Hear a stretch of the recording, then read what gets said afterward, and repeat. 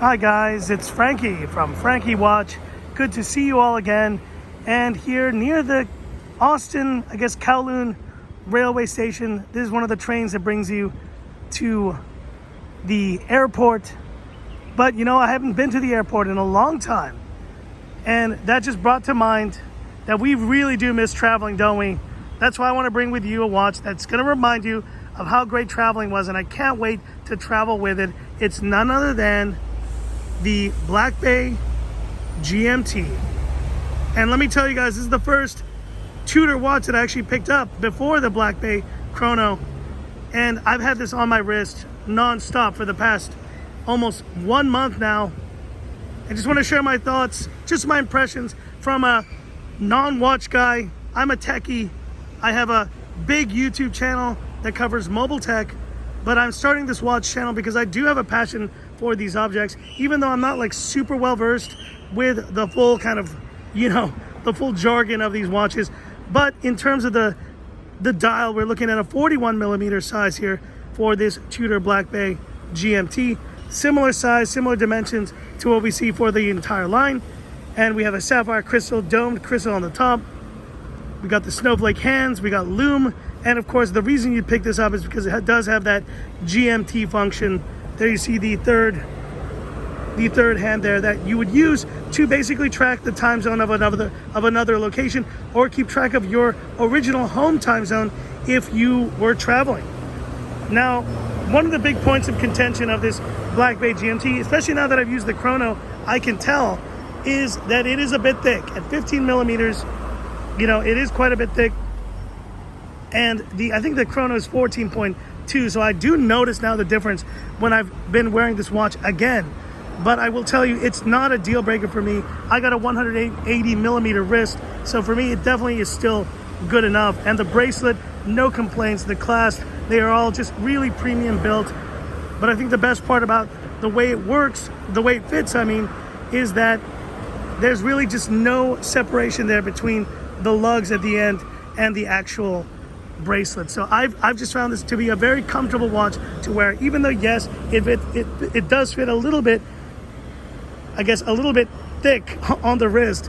And if you are wearing a long sleeve shirt, that may be an issue, but I never do, so non-issue for me. Of course, in terms of movements, I think it's the MT5652 if I'm not mistaken, but it's a built-in in-house movement from Tudor that was created specifically for this watch, for the GMT function.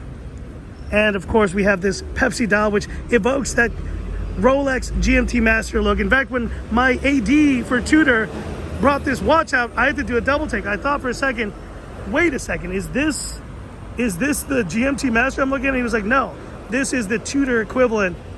And it is pretty similar, but I will tell you that the blue seems a much darker blue on this bezel than on the GMT Master 2 or the GMT Master. And of course, it is anodized aluminum. It is not ceramic. They've had to cut some corners, but I still think overall it is a stunning look for this watch. And finally, just in terms of like my overall experience with this versus other watches, versus the chrono, of course, it does wear a bit thicker. But a question I've been getting quite a lot recently is, should you pick up this watch, or would you be better off going for a Black Bay 58, which I think answered a lot of the questions people had about the dimensions of the original Black Bay line being a bit too thick, being a bit too just heavy, and a bit too, too much on the wrist. I think if you do have a smaller wrist, in the case of my wife, she tried on the Black Bay 58, it's definitely the better watch to go for. This one does fit a bit thick, and I think for most people, you're better off with a smaller wrist going for the 58 line. But for me, guys, it's a non-issue. I'm still very happy with this watch. And look how beautiful it reflects with the light. It's just a stunning timepiece.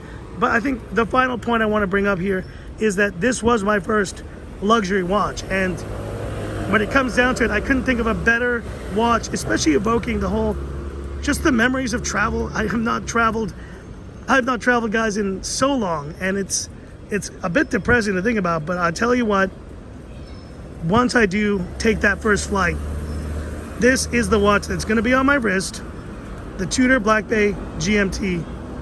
And hopefully soon I can get back on that train to the airport here in Hong Kong and really put this GMT to use. But that's it for this one. And hit me up in the comments. What are your thoughts on the Black Bay GMT? And if you do own this watch, what are your experiences with this watch so far? Hit me up in the comments. I'd love to hear about it. And that's it for this video. If you liked it, give me that thumbs up. And if you love the content of Frankie Watch, just getting started here, guys. I will be moving in studio very soon, but wanted to just do a few quick takes here on the streets of Hong Kong as I do with my mobile tech channel, Frankie Tech. But so loving getting into watches now on this channel, and I do appreciate all the early support of Frankie Watch. So that's it.